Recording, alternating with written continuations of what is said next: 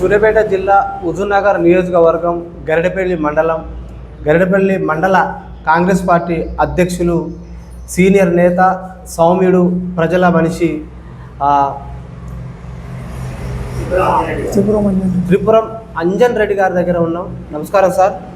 Sir, మీ రాజకీయ ప్రస్థానం, సుదీర్ఘమైన రాజకీయ ప్రస్థానం ఎప్పుడు మొదలైంది? ఏ పదవులు అలగించారు ఇప్పటి వరకు సార్? నేను జనరల్గా నాది ఇంటర్మీడియట్ అయిపోయిన తర్వాత డిగ్రీ చేయలేకపోయిన ఫీజు కట్టి మా ఇంట్లో పరిస్థితి మా నాన్న.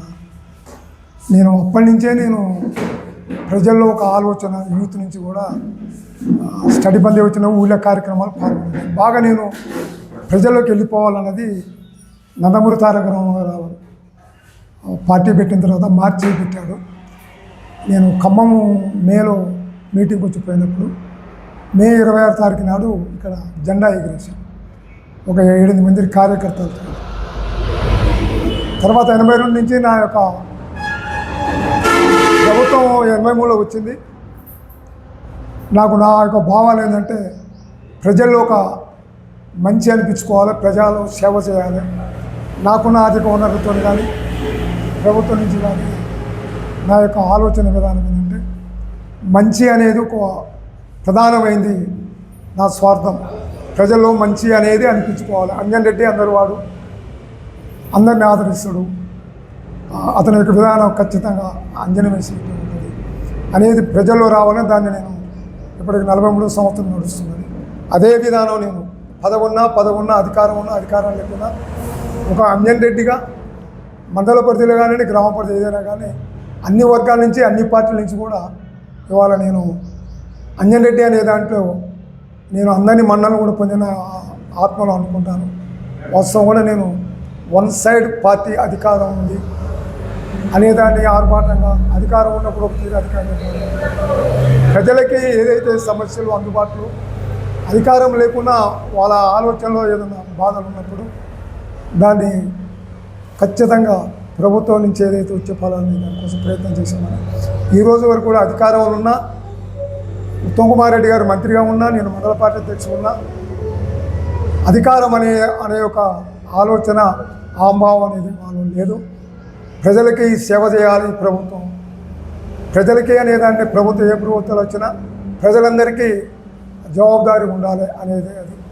ఇవాళ గత ప్రభుత్వంలో ఉన్న నాయకులు ఎమ్మెల్యేలు కానీ టీఆర్ఎస్లో ఉన్నప్పుడు ఎవరేం చేశారు, గ్రామ స్థాయిలో మండల స్థాయిలో ఏ విధంగా చేసినా అదే విధంగా మనం చేయాలి. కక్ష సాధింపు చర్య ఎవరైతే వాళ్ళ గ్రామ పరిధిలో ఉన్న సర్పంచ్లా ఎంపీసీలా ఒక రేంజ్లో ఉన్న వాళ్ళు ఏదైతే వాళ్ళ బాధలు పెట్టినా కానీ కార్యకర్తలనే కానీ పార్టీగా కాంగ్రెస్ను బాధలు పెట్టినా కానీ ఇవాళ వాళ్ళు మా ముందర తిరుగుతున్న వాళ్ళ న్యాయమైన ఆలోచనలో ఉంటే వాళ్ళని బలపరుస్తున్నారు కానీ సార్ కక్ష సాధింపుడు అయితే లేదు.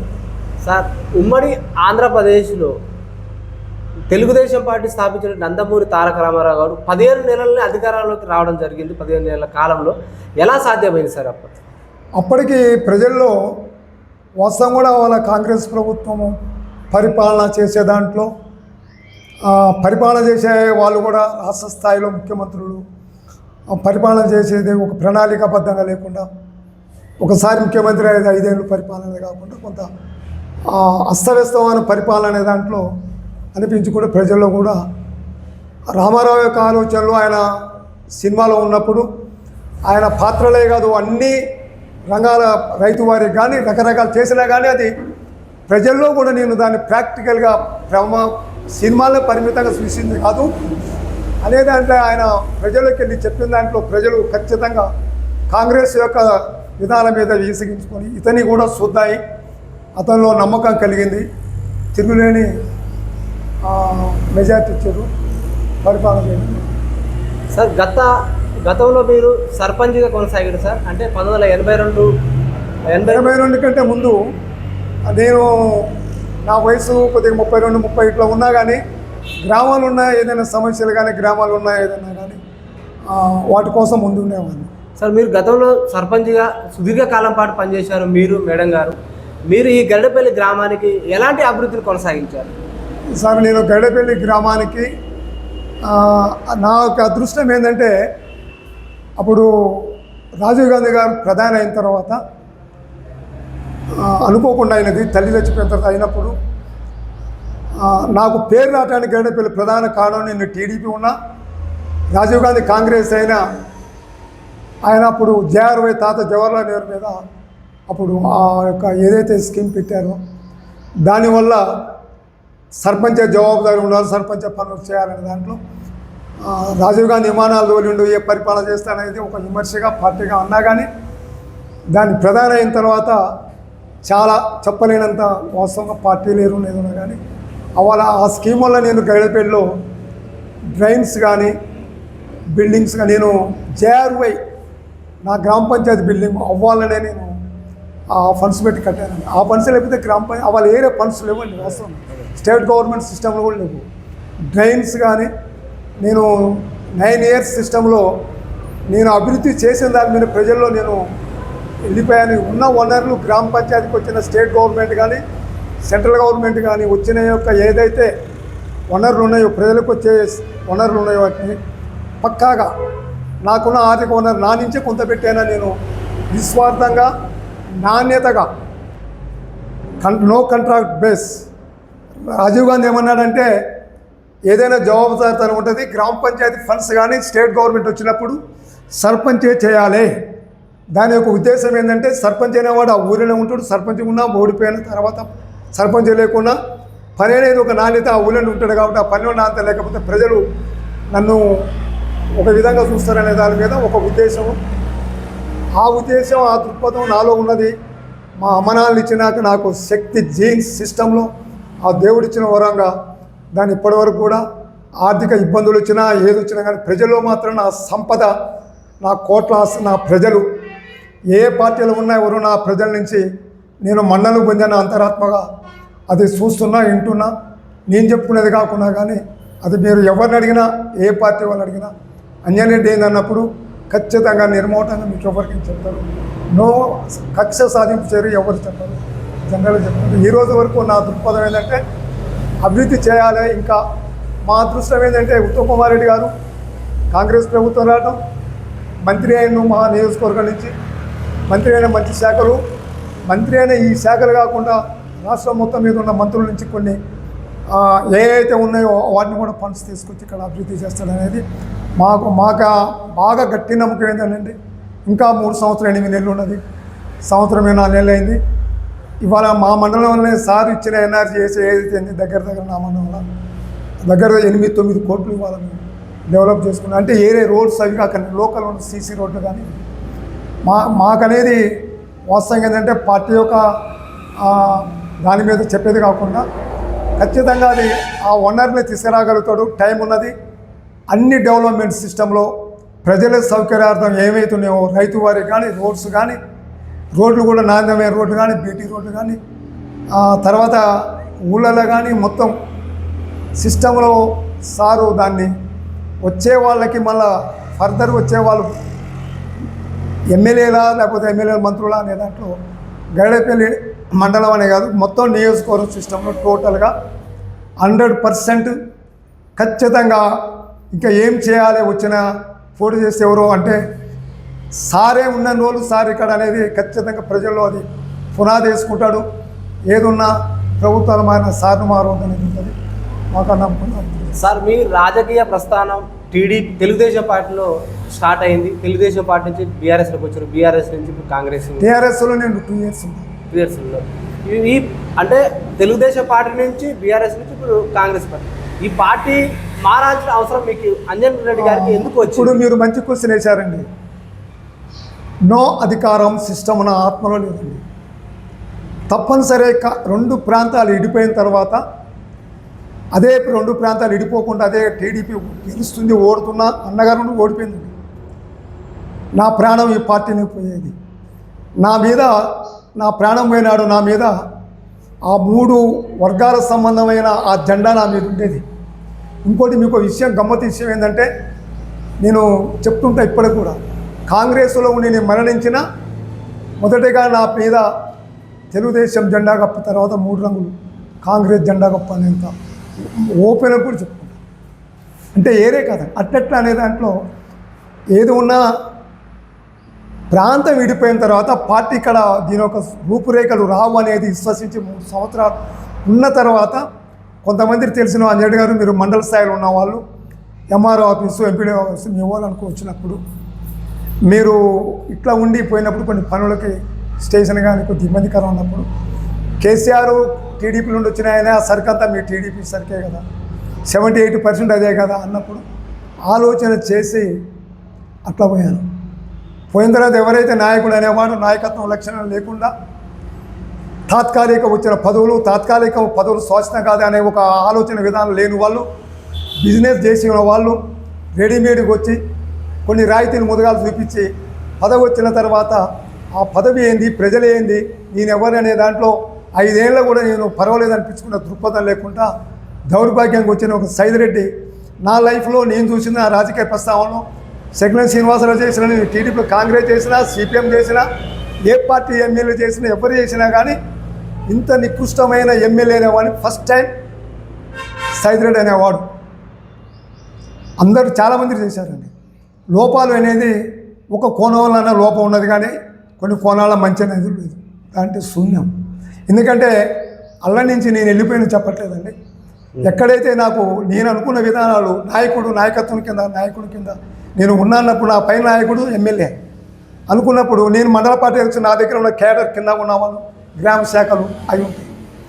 ఆ సిస్టంలో ఎప్పుడైతే అతని యొక్క విధానం ఇక్కడ లోకల్గా ఉన్న కొంత రాజకీయంగా అనుభవం లేని వాళ్ళు నా వారసులు అనేవాళ్ళు. ఇంకోటి అండి, మీకు ఒక విషయం మీరు ఆశ్చర్యపోతారండి, రాజకీయాలు ఎవరు చెప్పరండి. థర్డ్ టైం నేను సర్పంచ్ గెలిచిన తర్వాత విజయోత్సవంలో నన్ను 3 సార్లు గెలిపించారు. 19 సంవత్సరాలు ఇంకా 5 ఏళ్ళు చేస్తే నేను మాత్రం నా మాదిరిగా ఉన్నవాడిని నేను తయారు చేస్తా, నేను మాత్రం పోటీ చేయలేదండి. ఇవాళ ఒకటి చెప్తాం కదా, ఇవాళ చాలామంది 100 కదా ఎవరైనా కానీ అంజరెడ్డి గారు మీరు సర్పంచ్ నిలబడండి, నామినేషన్ కూడా వేయడం వాళ్ళు అంటూరని కాదండి, క్లియర్ కట్ చేయను. మళ్ళీ రిజర్వేషన్ కరెక్ట్ సిస్టంలో ఉంటే నా వయసు 72 సంవత్సరాలు ఇంకా చేయలేస్తా, దేవుడు శక్తి ఇచ్చిండు. ఒకవేళ జడ్పీటీస్ అయితే మండల పరిధిలో ఉన్న డెవలప్మెంట్ సిస్టమ్లు ఎక్కడెక్కడ ఉన్నాయి ఇంకా డెవలప్ కాకుండా నా పరిధిలో జడ్పీటీస్ అయితే ఎన్నికైతే సారు అన్నదండలతోని అంజిరెడ్డి గారి మండలం వల్ల గ్రామ పంచాయతీ కాదు ఎక్కడెక్కడైతే కొన్ని డెవలప్ కానీ ఉన్న ఊర్లలో కొంత ఆయన నుంచి జడ్పీటీసీకి తీసుకొచ్చి చేసి మంచి అనిపించుకోవాలని నా యొక్క తపన. అదే రిజర్వేషన్ కరెక్ట్ వస్తే నా అదృష్టం. సార్ మీ రాజకీయ జీవితం 43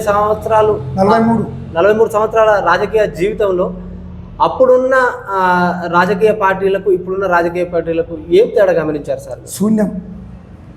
అప్పుడున్న కేడరు, అప్పుడున్న ఓటరు, అప్పుడున్న పరిస్థితి, అప్పుడు యొక్క మాట, ప్రజలు పోయినా ఇల్లు తిరిగినా ఓటరు కానీ ఆ ప్రజలు కానీ నాయకుడు కానీ సిస్టంలో అస్సలు అప్పటికిప్పటికీ మొత్తం ఫైనాన్స్ సిస్టమ్.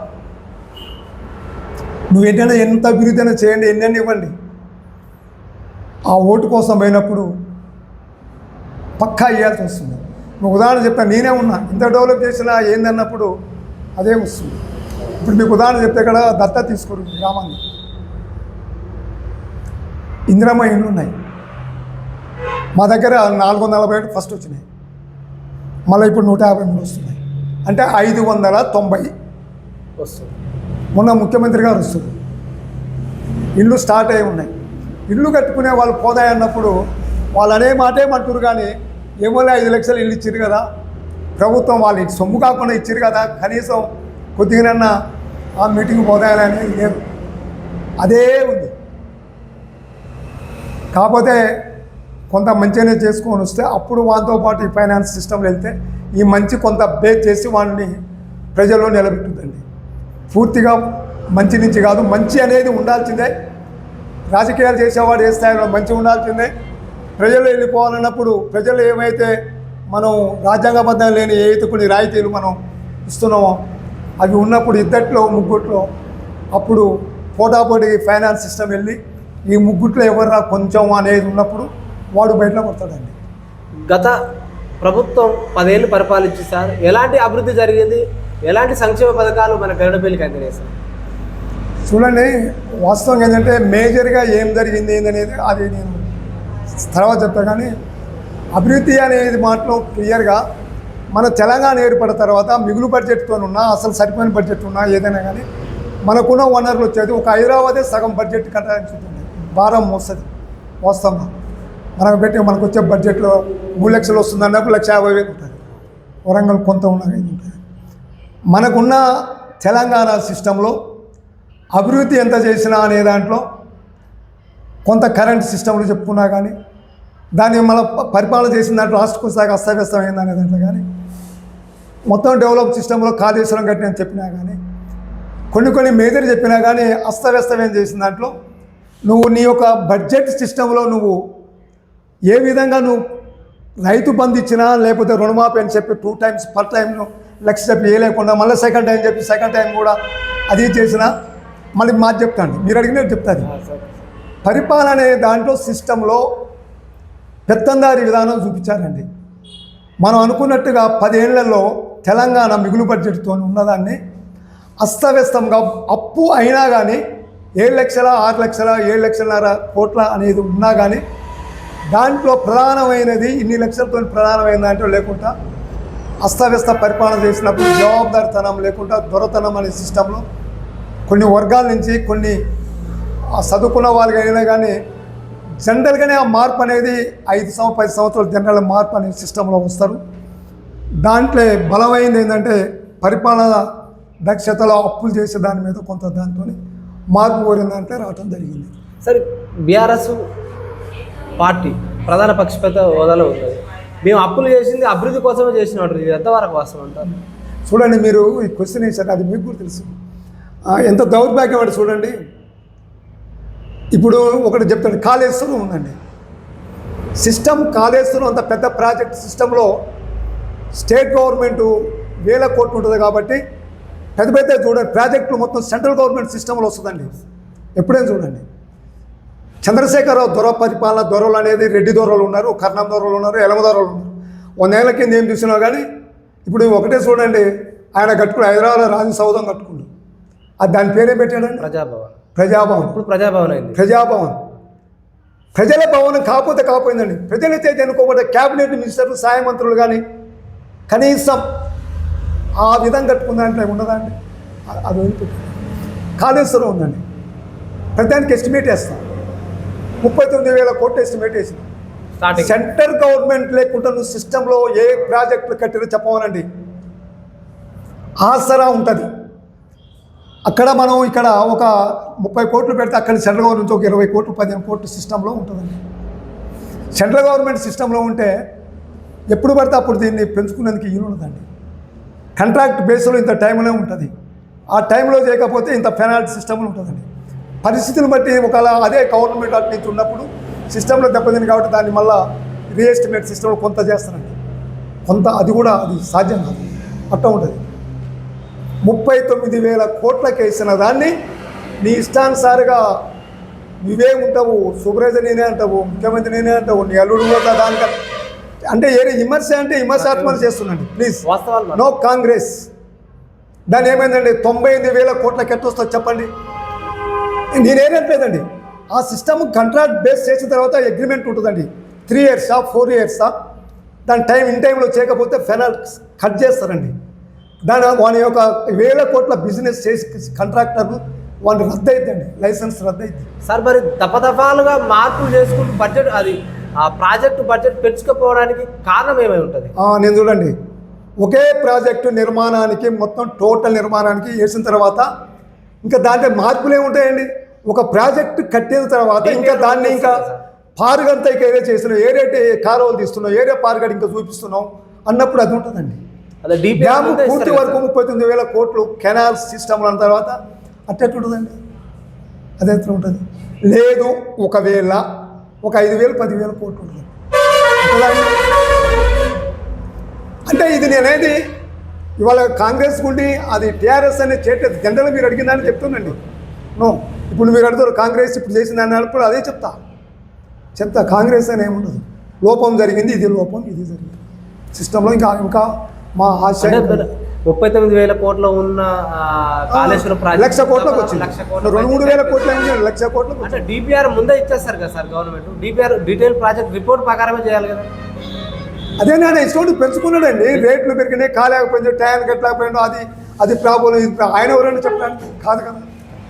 మీరు ఎప్పుడైనా చూడండి, నేను చెప్తున్నాను కదండి, అది ఉండదండి, అది కరెక్ట్ కాదు. అదే సెంట్రల్ గవర్నమెంట్ ఉంటే నో ఛాయిస్, సిస్టమ్లో అయిపోయింది. సార్, ప్రస్తుత కాంగ్రెస్ పార్టీ 6 గ్యారంటీలతోటి అధికారంలోకి వచ్చింది. ఈ 6 గ్యారంటీలు మన గరిటపల్లిలో ఎలా అమలవుతున్నాయి? ఈ 6 గ్యారంటీల మీద ప్రజల స్పందన ఏ విధంగా ఉంది సార్? 6 గ్యారంటీలు జాప్యమైన దాంట్లో ప్రధానమైంది 4,000 అనేది. అంత టెంప్ట్గా ప్రజలు అవపడి 4,000 అనేది ఇవ్వాలండి, 2,000 4,000 చేస్తాను అవ్వాలి అన్నది. నువ్వు ప్రభుత్వం రాగానే 3 నెలలు 2 నెలలు అన్న దాంట్లో వచ్చిన తర్వాత నువ్వు వేసుకున్న అంచనా బాకీ ఉన్నది తెలుసు, అప్పులో ఉన్నది తెలుసు, కానీ అప్పులనే మళ్ళీ రాగానే చెల్లించే డబ్బులు ఎంత అనే దాని మీద ఒక ఆలోచన లేదండి. యుద్ధ ప్రాతిపదిక ప్రభుత్వం నడవాలంటే ఇన్ని లక్షలు 1,000 కోట్లు కట్టాలనేది అనుకున్నాను. 6 గ్యారంటీలలో చూడండి, వాస్తవంగా 2,500 ప్రతి పెళ్ళైన మహిళకి ఇస్తాను, అదొకటి ఆగింది. రైతు బంధు అనేది చూడండి, ఆయన ఎన్నికల కోడ్ పడదని ఆయన ఎగదగిపోయింది, 7,000 కోట్లు కట్టారండి. అది నోటెడ్గా రావట్లేదండి. నువ్వు వచ్చిన తర్వాత ఎందుకు కట్టలేదనే దాంట్లో ఒకటి కట్టాలి అవసరంగా. ఆడ బడ్జెట్ ఏంది నీకు తెలియదా, ఎంత అప్పుని తెలియదా అనే దాన్ని ప్రశ్న వేస్తాం. ఇప్పుడు కూడా మేము ఉన్నామంటే ఖచ్చితంగా ఏదైతే అన్నది ఇప్పుడు ఉన్నది ఏంటంటే అదొకటి నేను చెప్పింది 4,000 అడుగుతుంది. రైతు బంధు అనేది ఎప్పుడు టర్న్ ఓవర్ 5 6 నెలల 8 నెలల 9 నెలలు. ఇక్కడ ఇంకోటి ఏంది, ఖచ్చితంగా 32,000 33,000 కోట్లు ఏది మాఫీది. ఇప్పుడు 22,000 కోట్లు, ఇంకా దగ్గర ఇంకా 10,000 కోట్లు. మా నమ్మకం ఏంటంటే మీ నమ్మకం అనేది కాదు, అవతల ప్రతిపక్షం ఉండవు. అయ్యే నువ్వు అన్నబాయ 3 నెలలు 6 నెలలు అన్నావు, నువ్వు ఇస్తావా సస్తావా అని అడుగు ఊరికే ప్రశ్న వేస్తుంది. మా నమ్మకం ఇప్పుడు కూడా చూడండి.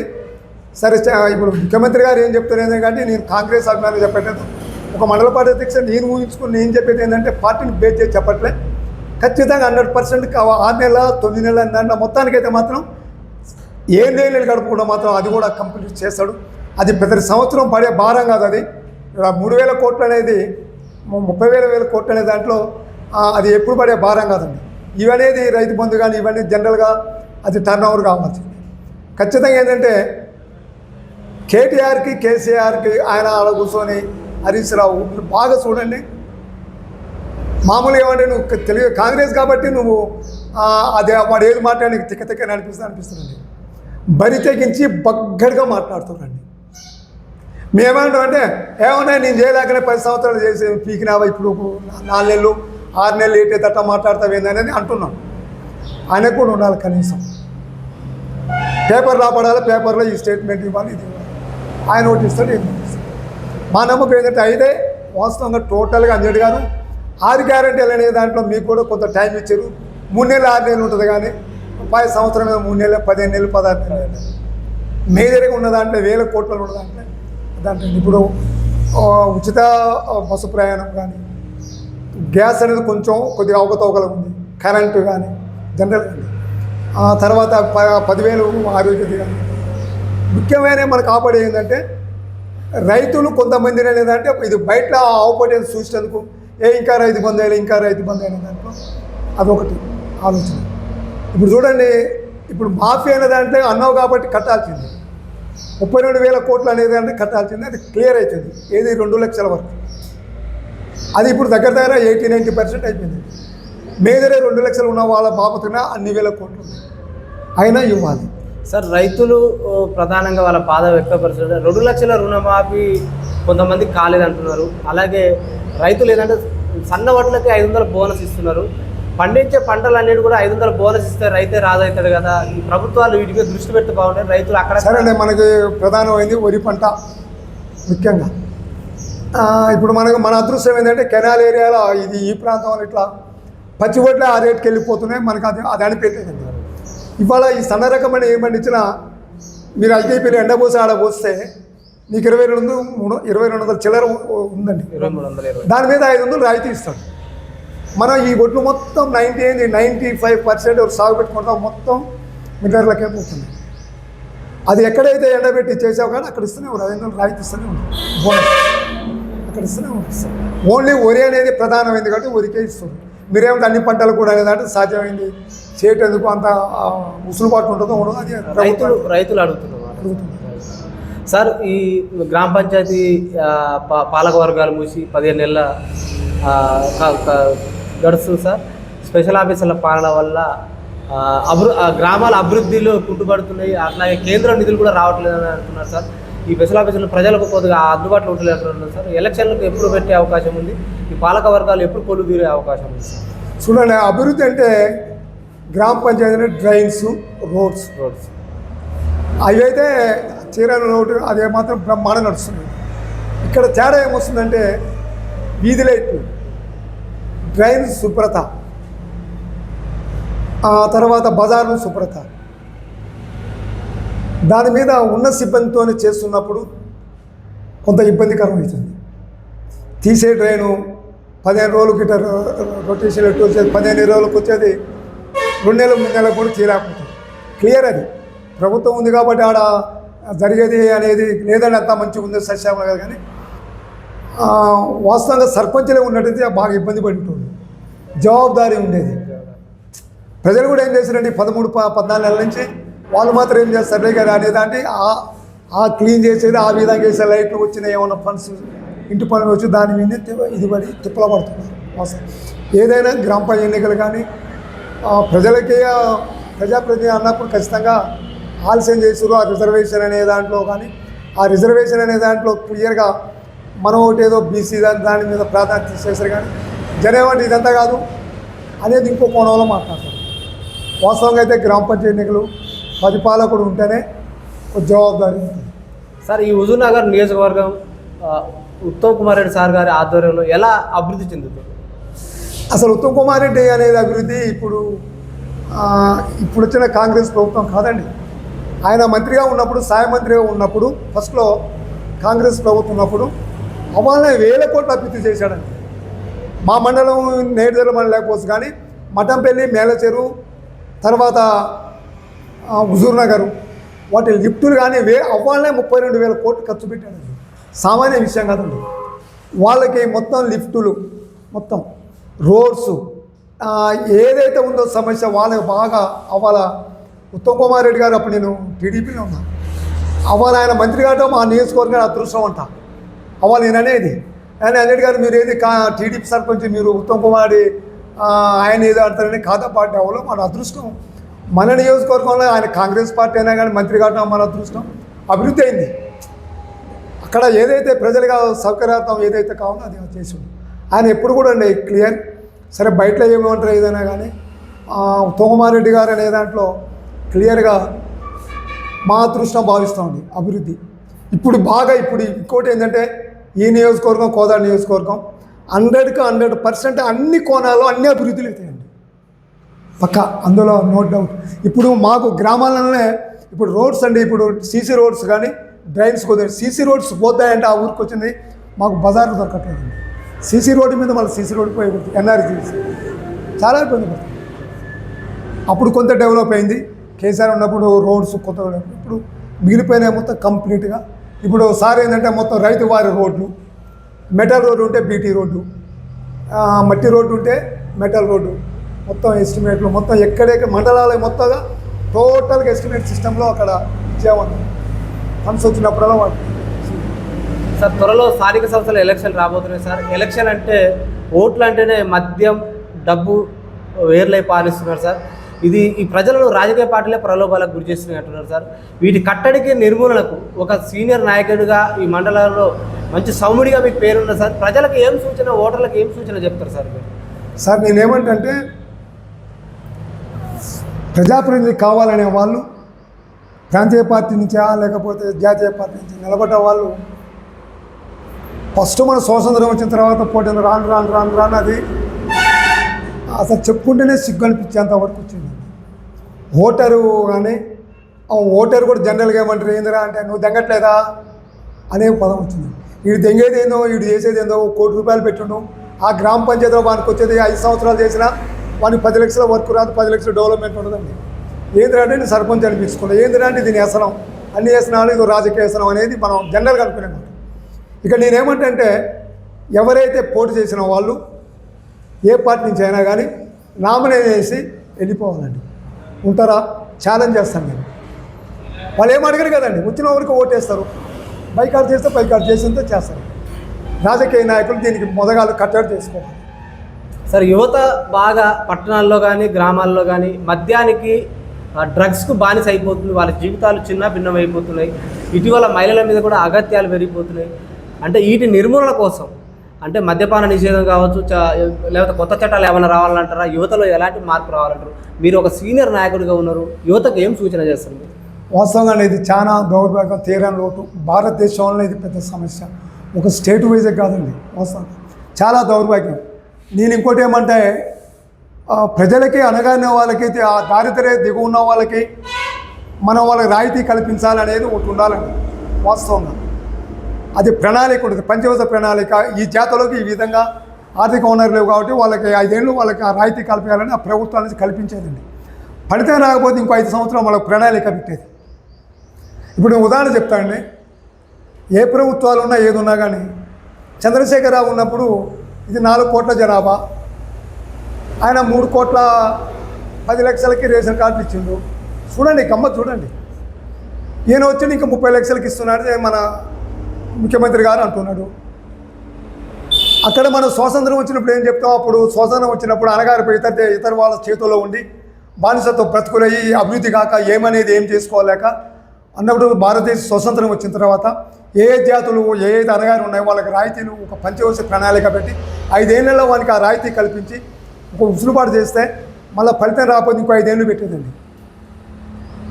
ఇవాళ దారిద్ర్య రేఖకి అవాళ ఉన్నది 70-80% ఉంటే ఇవాళ స్వతంత్రం వచ్చి 75-76 సంవత్సరాలు. అవాళ నా తెలంగాణలో నా ఆంధ్రప్రదేశ్ ఒకటి ఉన్నప్పుడు అవాళ 50 ఉండే, నేను పరిపాలన చేసిన 40కి వచ్చిన. చంద్రశేఖర వచ్చినప్పుడు 36 ఉండే, నేను 5 ఏళ్ళలో 33 తీసుకొచ్చిన, మళ్ళీ 5 ఏళ్ళు 30 తీసుకొచ్చిన అన్నాను. 30 మంది దారిద్ర్య రేఖ 30 మందికే ఉండాలండి, అంతే కదండి. 4 కోట్లు అంటే 4 మూలలు 1,20,000 మందినే ఉండాలి, 20 లక్షల మందినే ఉండాలి. ఇక్కడ అన్ని పార్టీలు, దేశం మొత్తం జాతీయ పార్టీలు ప్రాంతీయ పార్టీలు దౌర్భాగ్యమైన సంక్షేమ కార్యక్రమాలు పెట్టి కొన్ని ఈ వ్యవస్థల్ని మొత్తం నిర్వీర్యం చేసి సోమరిపోతులు చేసి ఎవరికి రాయితీ ఇవ్వాలి ఎవరికి చేయాలని దాన్ని లేకుండా రాజకీయ లబ్ధి కోసం టోటల్ పార్టీస్ మొత్తం ఉన్న భారతదేశంలో యువత ఉన్నది, ఎదిగిపోతున్నది. మనం ఏ విధంగా అభివృద్ధి చేస్తా యువత అనే దాంట్లో ఉద్యోగాలు దొరుకుతాయి, లేకున్నా ఏ విధంగా అనేదంటే ప్రాసెస్ లేదంటే రెడీమేడ్కి వస్తారు, రెడీమేడ్. ఒక కాంగ్రెస్ అనేదే కాదు, ఈ రాష్ట్రం అనే కాదు, టోటల్ చెప్తున్నాను. వాస్తవం ఏంటంటే ఇవాళ దౌర్భాగ్యం ఏంటంటే యువతలో కొట్టొచ్చి రాబడుతుందండి. బాగా మత్తు అనే దాంట్లో బాగా దీపోత్సవం అయిపోయిందండి. పల్లెటూరు కాదు మొత్తం అక్కడ దాకా. ఎందుకంటే పెద్ద పెద్ద హోదాలు ఉన్న వాళ్ళు, పెద్ద పెద్ద సినిమా యాక్టర్లు, పెద్ద పెద్ద క్లాసులో కోట్ల ఉన్న వాళ్ళ పేర్లు వింటుంటే వాళ్ళు అది తీసుకుంటారంటే అది ఎంత బాధ చెప్పండి. ఇక్కడ సామాన్యుడు ఏం పని లేక ఏం ఉన్నాడు, ఒకటి ఉద్యోగం కాకుండా వాటికి ఉన్న వనరు లేక ఆ సువాస దోషం వాళ్ళు మత్తుకు ఒకసారి అలవాటు ఏంటంటే గంజాయి ఇచ్చారండి. గైడపల్లి కూడా ఉన్నారండి, గైడపల్లి కాదండి ప్రతి ఊళ్ళో ఉన్నారు. ప్రమాదం అనేది ఇది. ఇప్పుడు నీకు ఈ మత్తు నుంచి వచ్చేది పానీయాలు తాగిన ఏం కాదు, కానీ గంజాయి అనే దాంట్లో ఏమైతే డ్రగ్స్ దాంట్లో ఆ యువత మొత్తం చూస్తుంటే వాళ్ళు అట్లా ఎండుకొని ఉంటుందండి. పెళ్లి కాని వాళ్ళు చూసినప్పుడు వాళ్ళు ఏంటంటే ఆ మత్తు అనేది ఆ గంజాయి తాగిన వాడే అట్టుంటారా అన్నట్టు అట్లా తయారైంది. సార్, ఫైనల్గా సార్, గ్రామాలు అభివృద్ధి చెందాలన్నా, రాష్ట్రాలు అభివృద్ధి చెందాలన్నా, దేశం అభివృద్ధి, ఎలాంటి నాయకులు ఎన్నుకుంటే అభివృద్ధి జరుగుతుందంటారు? ప్రజలకు ఏం సూచన చేస్తారు? చూడండి, నాయకుడు అనేవాడు ఏ రాష్ట్ర పరిధిలో ఉన్నా గ్రామ పరిధిలో ఉన్నా రాష్ట్రం నుంచి వస్తుంది, రాష్ట్రం నుంచి దేశాలు వస్తాయి. పరిపాలన అనే దాంట్లో క్లియర్గా 5 ఏళ్ళకి నేను ఇంకా ఏది ఇస్తే ఏమైద్దు అనేది కాకుండా ఏదైతే అవసరం లేకుండా పెట్టారో రాజకీయ లబ్ధి కోసం, రాజకీయ పదవుల కోసం టోటల్ ఏ పార్టీలు కూడా మొత్తం ఎన్నికలు ఏదైతే వాగ్దానాలు చెప్పే మొత్తం సుత్త దండగా సోమరులు చేసేది అభివృద్ధి పథంలో వెనక్కి తీసుకొచ్చే తప్ప ఇప్పుడు కాదండి. ఖచ్చితంగా ఇప్పుడు ఉన్నది అందరికీ తెలుసు అండి, అన్ని పార్టీలు తెలుసు, అన్ని నాయకులు తెలుసు. నాయకుడు అనేవాడు రాష్ట్ర లెవెల్ కానీ ముఖ్యమంత్రి ఇంకేమైనా దాంట్లో పరిపాలనకు వచ్చిన వాళ్ళు నిర్మోటంగా నేను మళ్ళీ ఇంకా 5 ఏళ్ళు ఉండాలి, మళ్ళీ పదవి చేయాలి, మళ్ళీ ఇంకేదో అని ఆశపడి ఉన్నవాడు ఆ పని చేయలేడు. కానీ ఖచ్చితంగా నేనున్న 5 ఏళ్ళు మాత్రం లాల్ బహదూర్ శాస్త్రి ఎన్ని నెలలు చేశాడండి? 6 నెలలే. ఎందుకంటున్నామండి? అది రావాలి, చరిత్రలో అది రావాలండి. ఇప్పుడు మీరు అన్నారు చూడండి, ఏ విధంగా నువ్వు వచ్చిన పాలకుడు నో రద్దు చేయాల్సింది రద్దు చేయడమే, పెట్టడమే. ఈ ఏదైతే అలవాటు చేసినావో ఈ ప్రజల కోసం ఏదైతే ప్రజలకు అలవాటు చేసినావో ఆ ప్రజలకు అలవాటు చేసి ఆ ప్రజల్ని మనం మత్తులో ముంచి డబ్బులు ఇచ్చి నేను మత్తు అన్నట్టే వాళ్ళకి ఇచ్చి మనమైతే ప్రజాపాలకులమైనాం ఆ దృక్పథం లేనివాడు అది చేస్తే నెట్ వస్తుందండి, టోటల్ వస్తుందండి. నెక్స్ట్ వచ్చేవాడు కూడా చేయలేదండి.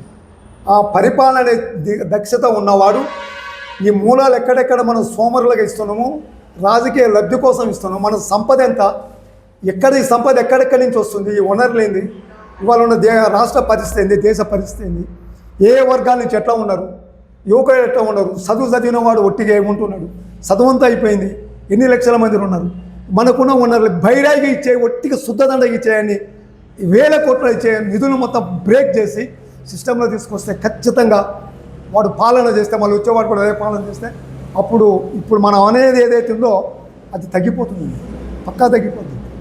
సార్ ఫైనల్గా సార్ ఇక్కడ ఈ నియోజకవర్గంలో ప్రజలు అంటున్నమాట సార్ 7 సార్లు ఎమ్మెల్యేగా గెలిచి ఉత్తమ్ కుమార్ రెడ్డి సార్ ఎంపీగా పనిచేశారు, పిసిసి అధ్యక్షులుగా పనిచేశారు, సార్ని ఒకసారి ముఖ్యమంత్రిగా చూడాలని అంటున్నారు సార్. మీ స్పందన మీ చూడండి, జనరల్గా నా ఊరు నా బజారు అంటాం కదా, నా మండలం నా నియోజకవర్గం జనరల్గా మీరేమన్నా అరే నా ఊరు ఎవరు రాను అని అంటాం, జనరల్ విషయం ఇది. మేము కూడా ఏమనుకుంటాం అంటే అరే మనకు దగ్గర కదా మన నియోజకవర్గం కదా, ఉత్తమ్ కుమార్ రెడ్డి సమర్థుడే, అరే ఛాన్స్ జరిగితే బాగుండరా, ముఖ్యమంత్రి అయితే బాగుండు, ఇప్పుడు కాకుండా మళ్ళీ ముఖ్యమంత్రి అయితే సారుకున్నదని మేము అనుకుంటున్నాం. కానీ అధిష్టానం పార్టీ యొక్క విధానం సారుకున్న సమర్థత, సారు అనే దాంట్లో ముఖ్యమంత్రికి సమర్థుడు, చూసేందుకైనా ఆజానుభవం లేకుంటాడు, సమర్థుడు, అదంతా సిస్టమ్ అనే దాంట్లో ఉన్నా కానీ అందరికీ ముఖ్యమంత్రులు కాదు, సమర్థుడు దాంట్లో అనేది కాదు. పార్టీ నిర్ణయం, పార్టీ యొక్క అధిష్టానం, పార్టీ యొక్క విధానాలు, పార్టీలో ఉన్న దాని యొక్క పరిపాలన ఏ విధంగా ఎవరనే దాంట్లో నెట్టు ఆడ ఉంది. నేను కార్యకర్తగా మండల పార్టీ అధ్యక్షుడిగా అనిపించడం తప్పు లేదు, కానీ అది పాలనకి అనేదాన్ని ఖచ్చితంగా ఖండించి అనేది కాదు. Okay sir, thank you sir. చూస్తున్నామండి మీ తెలుగు టీవీ.